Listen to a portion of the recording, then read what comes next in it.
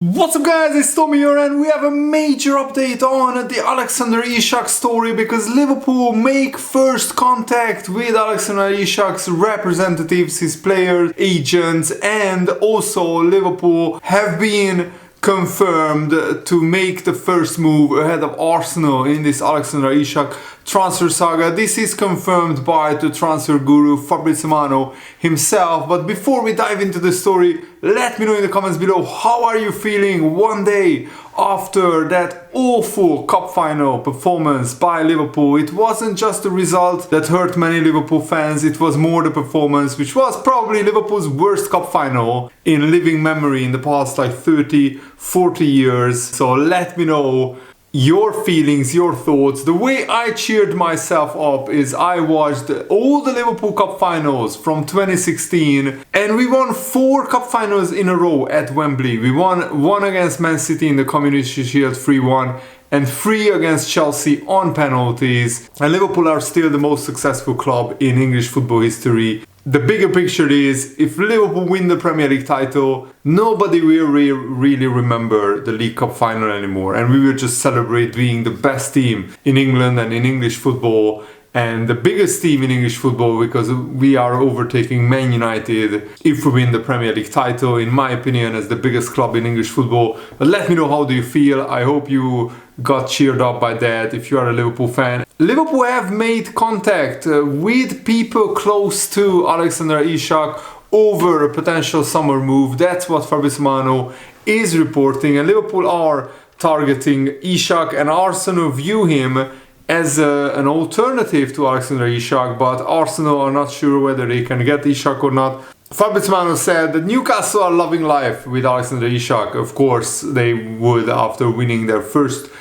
English trophy in 70 years, and I'm actually happy for the Newcastle fans because some of them waited all their life to see Newcastle lift a major trophy, and Isak scored 23 goals and only 3 penalties. This guy is a machine, he's a fantastic striker, and Newcastle are living an exciting moment. They won their first major trophy in English football in 70 years. Congratulations to Newcastle, and they keep insisting in private and in public that they want to keep Alexander Isak. They hope to be in the Champions League next season, but in any case, they want to keep Isak at the club. That's the message from Newcastle. But I'm keep telling you, Fabrizio says, that big massive proposals will come to the table for Alexander Isak because Arsenal will be there. Arsenal want Isak. Šeško is the other name on the list for sure.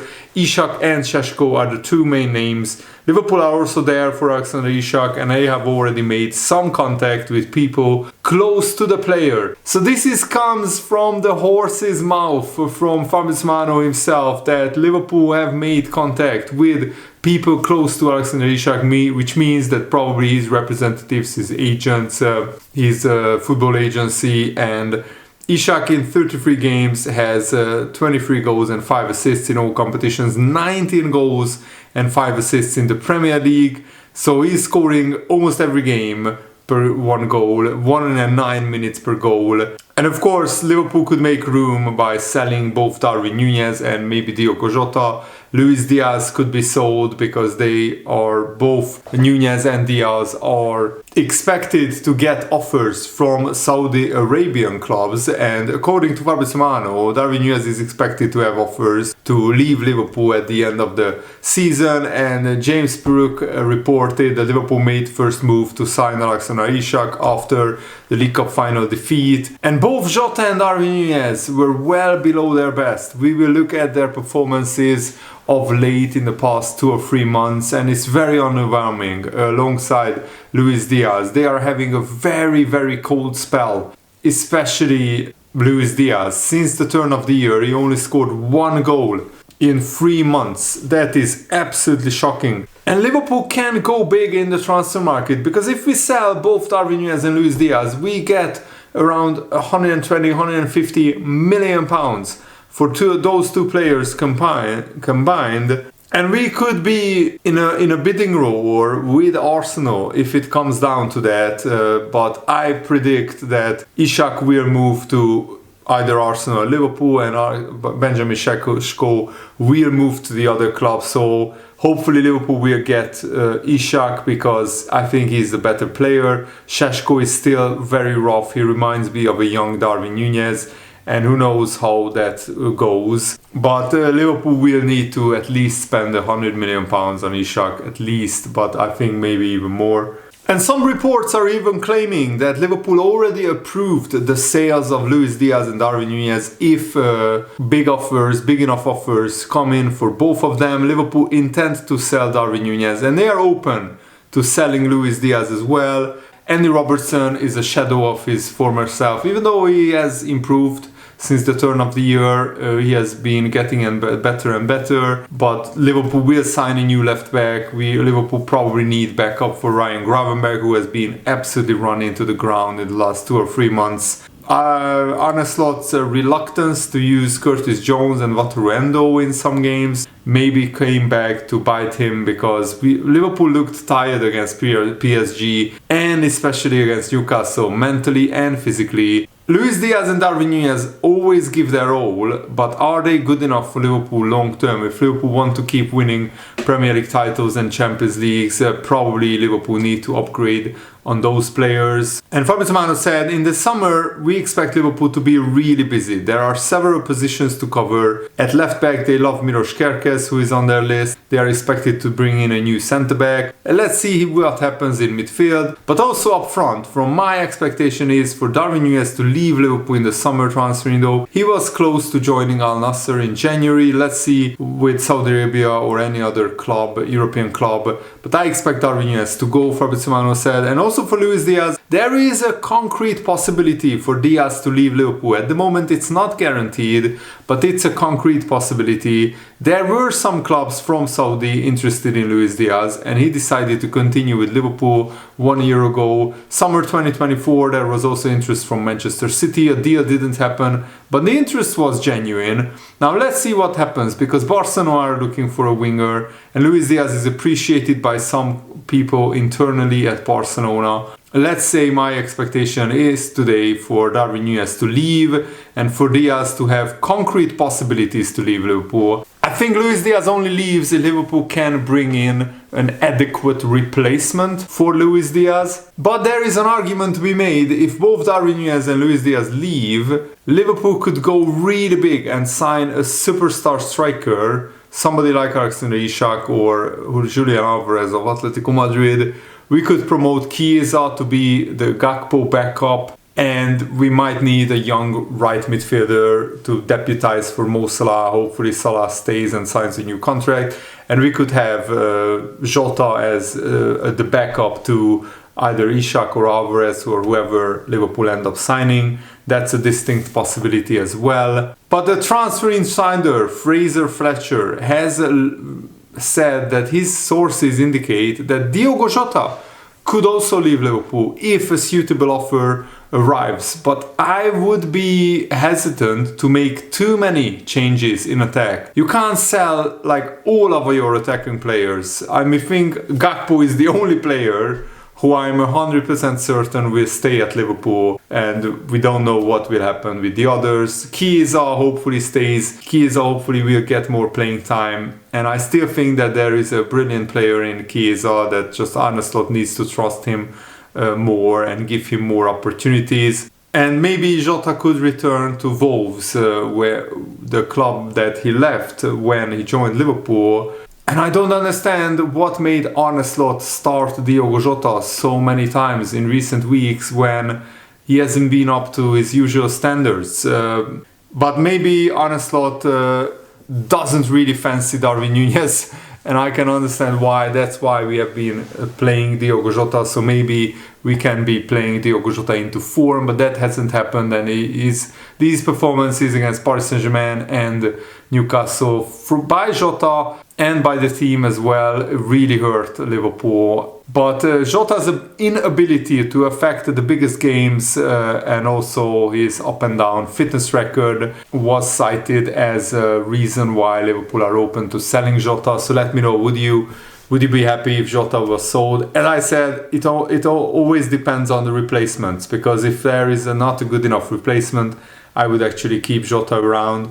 This is the record of Luis Diaz, and yes, he got an assist against Southampton, and he got an assist against Newcastle in the Premier League, and he scored against Wolves, which was a very important goal. The last 2, 3, 4 weeks, Luis Diaz hasn't been good enough. And by and large, since January, Luis Diaz only scored 1 goal. And that's not good enough when he has been playing almost every game. I mean, he scored 1 against West Ham and 2 against Tottenham at the end of December. And since then, his goals have completely dried up. As I said, only 1 goal against Wolves and 2 assists recently. But I think Chiesa deserved to play some games. I would have started Chiesa against Southampton maybe and give him minutes. I would have also used Chiesa in some other games as well, because I'm a big fan of him. And Luis Diaz in recent weeks with his performances hasn't really shown that he deserves to start. But now at least Liverpool get a 2.5 weeks rest. This is Diogo Jota's record since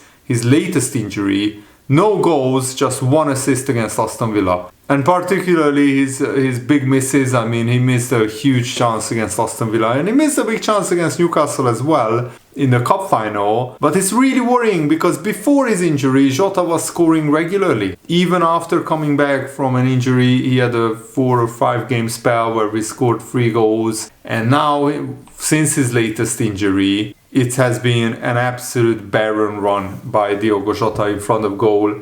Darwin Núñez, of course, you know how many bad misses he had recently. He scored a goal against Southampton, but otherwise he has been very wasteful in front of goal. His 2 goals against Brentford will forever be remembered because those 2 goals won Liverpool a crucial game in the title race. And he scored a very important goal against Southampton as well, which ended up being the winner.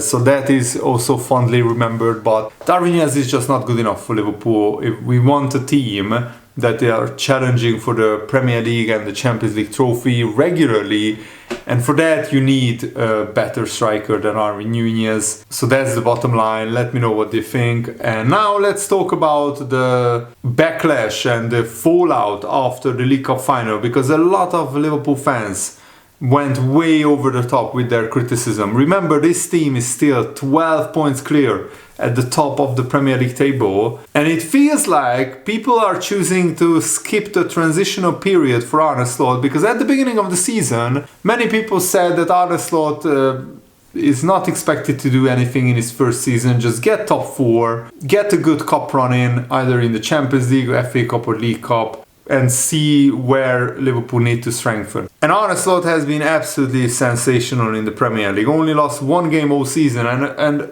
apart from this week, that's the only meaningful loss that Arne Slot suffered. We lost the League Cup final and we lost in the FA Cup in a rotated, with a heavily rotated team, but that was the right decision. And we lost to one of the best teams in Europe, in Paris Saint-Germain, and that can happen. And the squad still has many of the same issues that it had under Jurgen Klopp, but Arne Slot has done significantly better with this squad than Jurgen Klopp did. And whatever happens, Arne Slot has had a fantastic season so far. And the squad is going to change. The owners will absolutely need to fund the change. And we need to spend big in the summer transfer window. And the manager will need to keep justifying his place as one of the world's biggest clubs. But Arne Slot will earn a lot of goodwill if he wins a league title, a Premier League title in his first season, without spending any money. We spent 10 million on Chiesa, but Chiesa has been hardly used.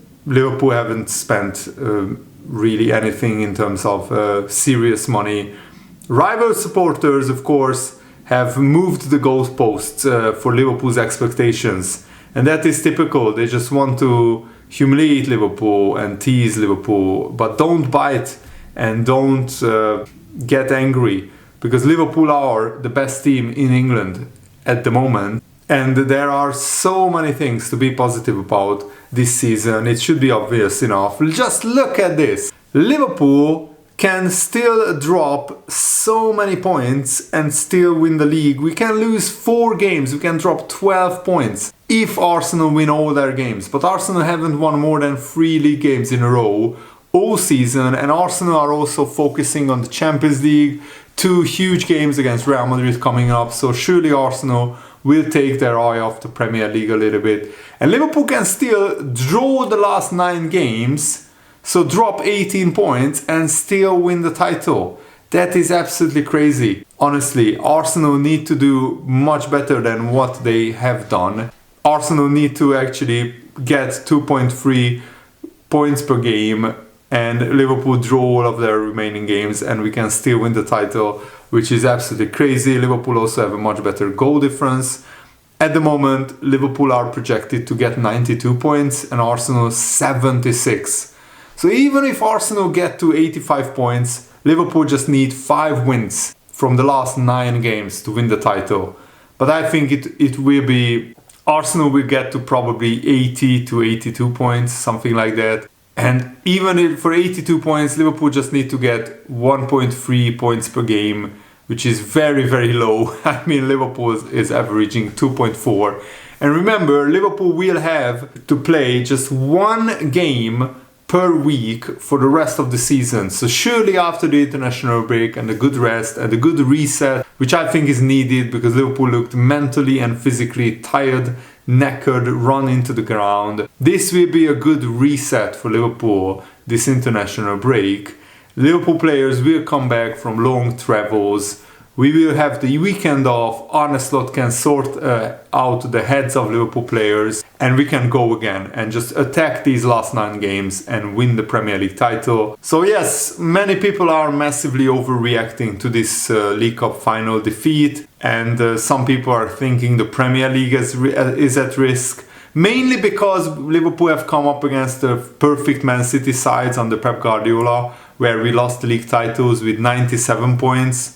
And then with 92 points, we lost out on league titles, won 1 point. But Liverpool, if we do the bare minimum and just win 5 games, the league title is ours. And take it game by game. And 2 weeks is a decent rest for some players, and hopefully Arne can work with them during the international break. And Newcastle are a decent team, but the performance was just off by Liverpool. Newcastle's tactics were spot on and Liverpool didn't play smartly. We were too anxious, too nervous, lost confidence because of Paris Saint-Germain, and then we didn't start the game well. Just everything fell for Newcastle, and credit to them, they deserved to win the cup. Newcastle had almost the whole week off. Liverpool played 120 minutes on Tuesday. And it was just rival fans and rival pundits who talked of the quadruple and the treble. No Liverpool fan at the start of the season expected Liverpool to even win 1 trophy, never mind 3 or 4. So if Liverpool win the Premier League title, it will be honestly an absolutely incredible, amazing season.